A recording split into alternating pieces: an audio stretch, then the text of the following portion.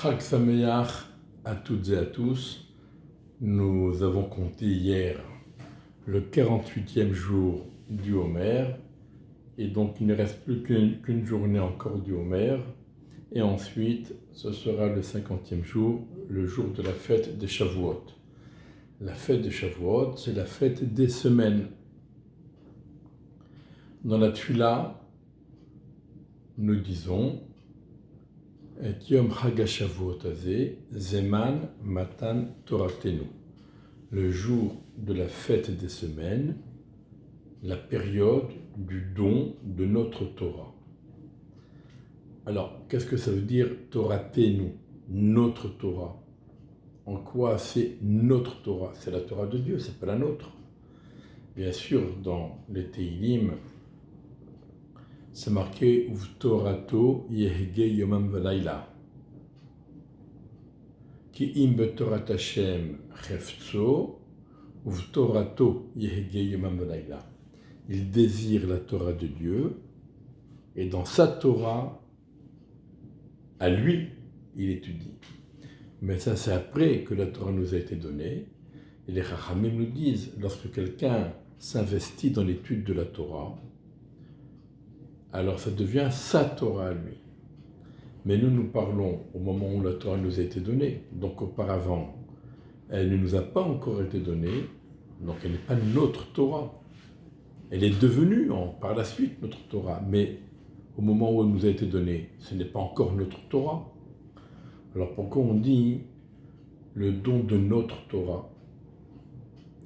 De même, pourquoi on nous dit Zeman, la période du don de la Torah? On aurait dû dire le jour du don de la Torah. Comme on dit pour Rosh Hashanah, Yom Teruah, le jour où on sonne du shofar, à Kippour, et Yom Mechilat Avonot, le jour du pardon de nos fautes. Alors c'est vrai qu'à Sukkot et à Pessah, à Sukkot on dit Zeman Simchatenu, parce que ça dure 7 jours, 8 jours même. On ne peut pas dire Yom, c'est pas qu'un jour, c'est toute la période de 8 jours. À Pessah également. Zeman Chirotenu, le jour de notre libération, parce que la fête de Pessah dure 7 jours. Mais lorsque ça dure un jour, comme Rosh Hashanah et Kippour, et également Shavuot, on devrait dire Yom, pas Zeman. Alors pourquoi pour Shavuot on dit Zeman? Alors bien sûr, c'est le moyen de nous rappeler deux choses. D'abord que le don de la Torah ne dépend pas d'un seul jour. On peut toujours recevoir la Torah.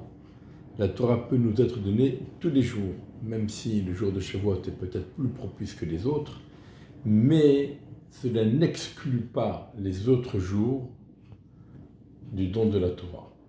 Le don de la Torah n'est pas limité à un seul jour.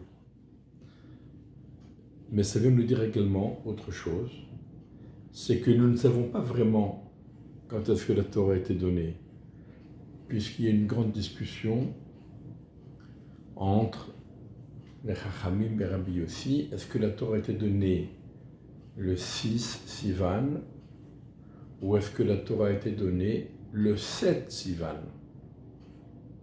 D'après Rabbi Yossi, et c'est la vue de Rabbi Yossi que nous suivons, Moshe a rajouté un jour, et la Torah a été donnée le 7 Sivan. Donc on ne peut pas dire le 6 Sivan que c'est le jour où la Torah nous a été donnée. Mais dans ce cas, pourquoi fait-on la fête de Shavuot le 6 Sivan? La réponse est très simple. La fête de Shavuot, c'est le 50e jour après Pessah. On compte les 49 jours du Homer, le 50e jour c'est la fête de Shavuot. C'est la fête des semaines. Mais ce n'est pas le jour où la Torah nous a été donnée, mais c'est la période.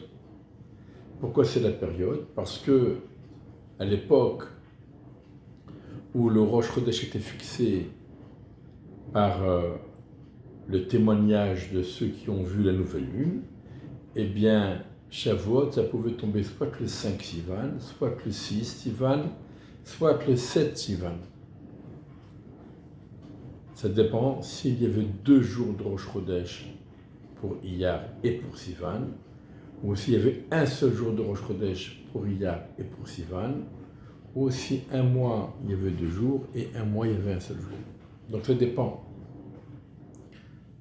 Donc c'est pour ça qu'on dit Zeman, Matan Torah Tenu, étant donné que la Torah n'a pas fixé une journée précise à cette fête et que la date peut changer, peut varier, indépendamment de ce que pense Rabbi Yossi, pour le jour même du Matan Torah d'il y a en l'an 2348, eh bien,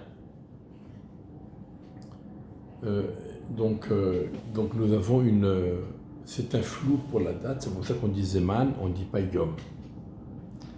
Mais en fait, il y a une autre question, puisque c'est marqué Vayu Ere Vayu Boker Yom Hashishi, donc dans le début de Parashat Bereshit, dans la création du monde, c'est marqué ce fut le soir, ce fut le jour, le 6e jour, Yom HaShishi. Et les Chachamim posent la question pourquoi c'est marqué Yom HaShishi. Et la Gemara répond qu'Akadosh Baruch Hu, il a fait une condition avec le monde qu'il a créé. Tout dépend du 6 Sivan, lorsqu'il va proposer la Torah au Béni Israël. S'il l'accepte, tant mieux. Et s'il la refuse, le monde retourne à son état de Tohu Vavohu. Donc apparemment, selon ce Midrash, c'est le 6 Sivan que la Torah a été donnée. Mais la question est encore plus forte. Si Rabbi Yossi, il a décidé si d'après Rabbi Yossi, Moshe Rabbeinu a décidé de décaler le don de la Torah, et ce n'est pas le 6 Sivan, mais le 7 Sivan que la Torah a été donnée. Donc la condition du départ n'a pas été remplie, donc le monde aurait dû disparaître. La réponse, elle est que depuis le 6 Sivan, Akadosh Baruch Hu voulait donner la Torah au Béni Israël, et les Béni Israël voulaient l'accepter. Donc au niveau du donneur et du receveur, tout est bon. Simplement, au niveau de l'action, Moshe Rabbeinu a décidé qu'il valait mieux décaler d'un jour. Et c'est peut-être pour cela qu'on dit Matan Torah Tenu, le don de notre Torah. Pourquoi le don de notre Torah? Parce que cela a déjà été conclu entre Akadosh Baruch Hu et les Béni Israël depuis le 6 Sivan, qu'Akadosh Baruch Hu nous donne la Torah, que nous l'acceptons, nous la recevons. C'était simplement un problème, dirons, technique qui a fait que le don effectif ait eu lieu que le 7 Sivan et non pas le 6. Et pourquoi Moshe Rabbeinu a décidé de repousser d'un jour? Tout simplement parce que Moshe Rabbeinu a compris qu'avant de recevoir la Torah, il faut être bien prêt à la recevoir. Même si on veut, même si on est impatient, mais il faut être prêt.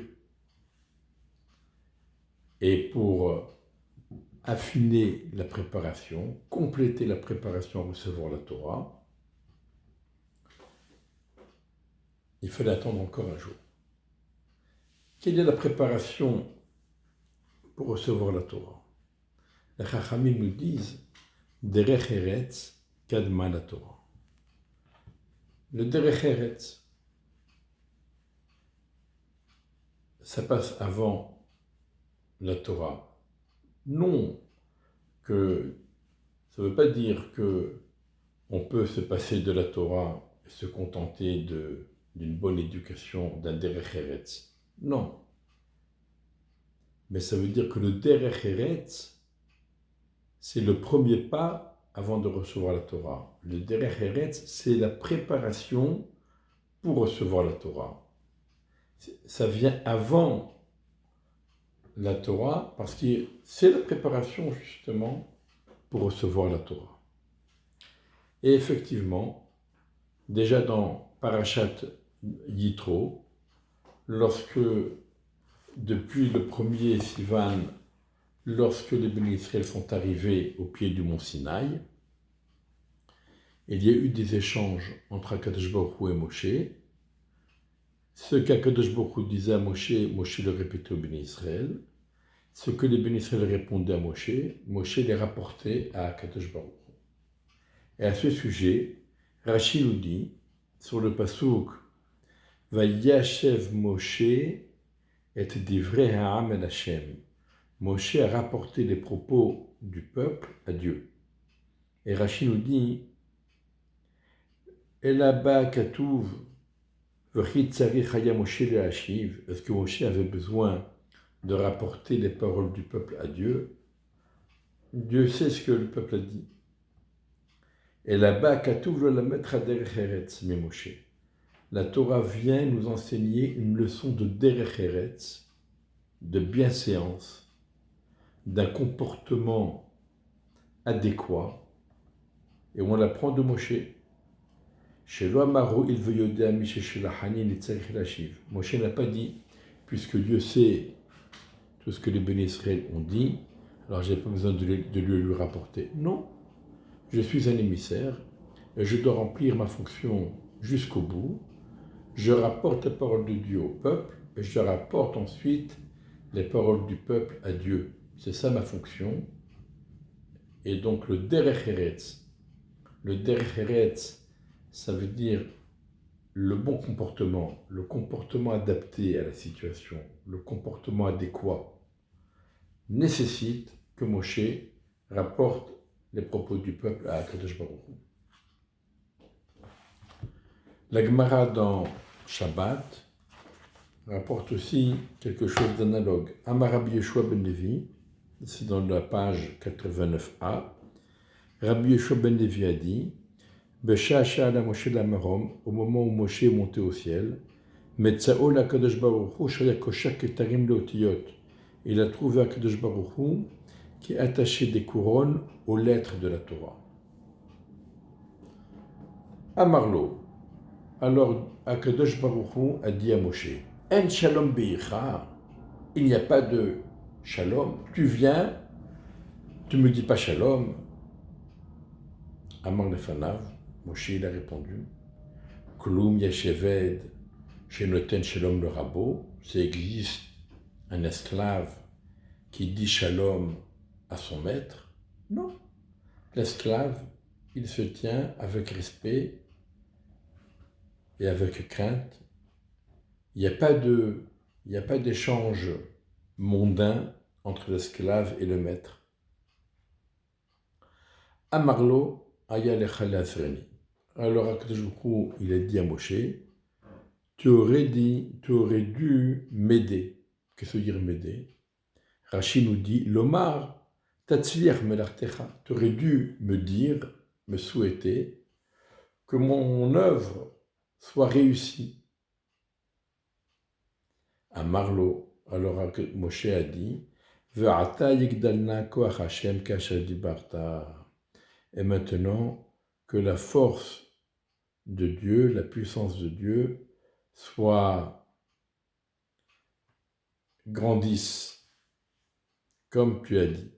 Donc Moshe a souhaité à Kadosh Baruch Hu que son œuvre dans l'écriture de la Torah, où il attache des couronnes à chacune des lettres, que cette œuvre soit réussie. Qu'est-ce que veut dire qu'elle soit réussie? Parce que de toutes ces couronnes que Kadosh Baruch Hu va attacher aux lettres de la Torah, il y aura un grand maître, Rabbi Akiva, qui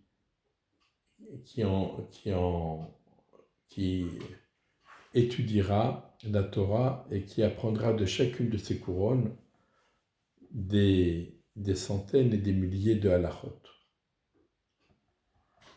Donc ici aussi, on a une leçon de derech eretz. Moshe, pourquoi tu ne me dis pas shalom? Alors Moshe répond. Mais cela vient nous dire que de façon générale, on ne doit pas hésiter à dire shalom, à saluer, à se saluer les uns les autres quand on se rencontre. D'ailleurs, c'est pour cela que nous disons chaque jour à la fin de la Tula, Talmidei Chachamim marbim shalom baolam. Les Talmidei Chachamim abondent en shalom dans le monde. Ça veut dire que les Talmidei Chachamim disent toujours les uns aux autres et à tous ceux qu'ils croisent, Shalom Aleichem, Shalom Aleichem, Shalom Aleichem, Aleichem Shalom, Shalom Aleichem, Aleichem Shalom. Et à tel point que la Gemara nous dit que Rabbi Yochanan, personne ne l'a jamais salué avant lui. Il était toujours le premier à saluer, le premier à dire Shalom. Et lorsqu'on voit la paracha de Bamidbar, la paracha de Bamidbar que nous avons lue Shabbat, c'est toujours, sauf exception, c'est très rare, mais ça peut y arriver, qu'on lise Nasso avant Shavuot. Mais en général, c'est toujours Bamidbar avant Shavuot et Nasso après Shavuot, sauf exception. Et on s'étonne, cette paracha de Bamidbar, qui est juste avant Shavuot, juste avant la fête du don de la Torah, il n'y a aucune mitzvah dans cette paracha. Et les commentaires expliquent, effectivement, ce Shabbat-là, qui précède Shavuot, qui précède le don de la Torah, ça s'appelle Shabbat Derech Eretz. De même que le Shabbat entre Rosh Hashanah et Kippour, ça s'appelle Shabbat Teshuvah, le Shabbat où on se réveille à la Teshuvah. De même, le Shabbat qui précède Pessah, ça s'appelle Shabbat HaGadol, le grand Shabbat, parce qu'on se prépare à vivre de grands miracles. De même, le Shabbat qui précède Shavuot s'appelle Shabbat Derech Eretz, parce que le Derech Eretz, c'est la préparation préalable au don de la Torah. Et effectivement, dans la paracha de Bamidbar, nous avons également deux leçons de Derech Eretz. Une première leçon, lorsque Kadosh Baruch Hu demande à Moshe Rabbeinu de recenser les Lévi'im. Alors les Lévi'im avaient un recensement spécial, puisque Pekodet Bene Lévi le Betavotam le Mishpachotam recense les enfants de Lévi selon leur famille paternelle, tout mâle à partir d'un mois. Il fallait recenser les bébés à partir d'un mois. Et alors Moshe Rabbeinu, il a dit, Amar Moshe, Moshe a dit à Kadosh Baruch Hu, le Toch Aolehem, comment je vais rentrer dans leur tente? Ça, c'est pas correct de rentrer dans les tentes des gens et pour compter les bébés. Amarlo Kadosh Baruch Hu a répondu à Moshe, Assez atachelcha, vani et sécheli. Fais ce que tu peux faire, et moi, je ferai ce que je dois faire. Et Moshe allait et se tenait à la porte de la tente, et la Shrina le précédait, et une voix céleste disait, il y a dans cette maison, dans cette famille, tant et tant de bébés. Donc ici aussi, nous avons une leçon de Derech Eretz, de pudeur. Ça ne se fait pas de rentrer chez les gens à l'improviste. Et ça ne se fait pas de rentrer tout court chez les gens pour compter le nombre d'enfants. Donc Moshe s'arrêtait à la porte et Akadosh Baruch Hu lui disait combien il y avait de bébés. Et tout à la fin de la paracha, nous avons encore une autre leçon. C'est marqué Velo, le dernier verset, Velo yavohu lirot kebala et hakodesh vametu. Et ils ne viendront pas regarder le sacré et ils mourront. Ça veut dire qu'il ne fallait pas que les Lévis qui devaient porter l'Arche Sainte se précipitent et regardent l'Arche Sainte au moment où les Kohanim étaient en train de la couvrir. Et il fallait d'abord que les Kohanim couvrent l'Arche Sainte, et ensuite les Lévites, les enfants de Kehat, s'approchaient pour la porter. Mais ils ne devaient pas voir l'Arche Sainte. Parce que s'ils voyaient l'Arche Sainte, ils risquaient la mort. Et effectivement, nous avons vu déjà dans l'étude du livre de Samuel au chapitre 6, après que les Philistines avaient kidnappé l'Arche Sainte, ça leur a porté malheur. Ils ont donc décidé de la renvoyer au Bnei Israël. Et c'est marqué que l'Arche Sainte est arrivée, donc c'était un miracle, elle est arrivée dans le champ de Yehoshua, à Beth Hashimshi, Beth Shemesh. Et donc, et c'est marqué là-bas que les gens de Beth Shemesh, ils moissonnaient le blé. Ils ont levé les yeux, ils ont vu l'Arche Sainte, et ils se sont réjouis en la voyant. Donc ils étaient joyeux. Mieux que cela, ils ont coupé les bois de la charrette où se trouvait l'Arche Sainte, et les génisses qui avaient poussé la charrette jusque-là, ils les ont apportés en sacrifice holocauste, en l'honneur d'Hachem. Donc on a la joie, et on a les sacrifices. Les gens de Beth Shemesh sont heureux qu'enfin le Aaron, l'Arche Sainte, revienne parmi les bénis Israël, et en plus, ils ont été choisis pour l'accueillir, pour la recevoir. Ils font la fête. Qu'est-ce qui s'est passé? Vayar Banche Beth Shemesh, il a frappé les gens de Beth Shemesh, car ils ont vu l'arche de Dieu. Il a frappé dans le peuple 70 hommes, 50 000 hommes.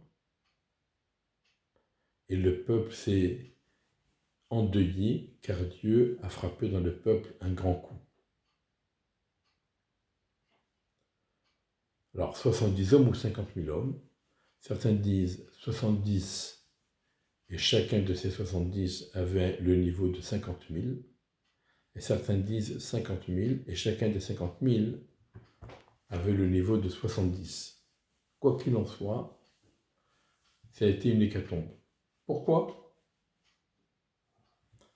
Tout simplement parce qu'ils ont manqué de derech eretz. Ils ne se sont pas comportés comme il eût fallu se comporter.